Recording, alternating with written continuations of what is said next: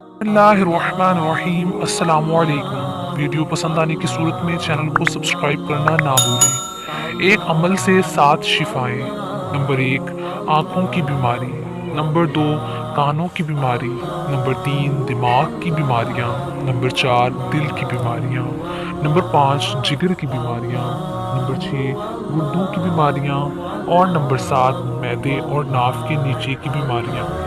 7 कलौंजी के दाने लें, 7 शहद के कतरे हों। बेहतरीन तरीका ये है कि हथेली पर 7 दाने कलौंजी के रखें और या हफीज़ो या सलामो पढ़ते हुए, या चाहे हर दाने पर या हफीज़ो या सलामो पढ़ लें।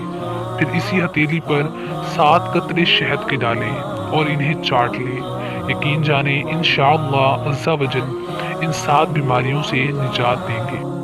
इस अमल को आम दिनों में सुबह के वक्त ज़रूर करें और रमज़ान मुबारक में अफ्तार के वक्त या सोते वक्त ज़रूर करें।